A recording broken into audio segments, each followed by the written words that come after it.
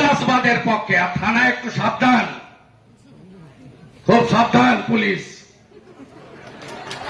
রফিবালার video footage জমা দেবেন তো?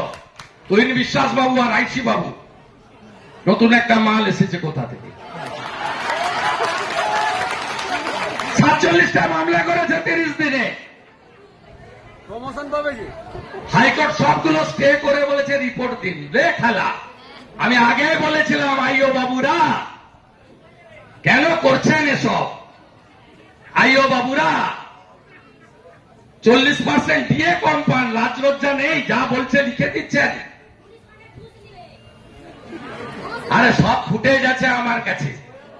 পঞ্চায়েত ভোটের সময় এখানকার টিএমসির ব্লক সভাপতি আর কাশীবাবুর মিটিং এর সব ফুটেজ আমার কাছে আছে, থানার লোকরা দিয়ে দেয় আমাকে।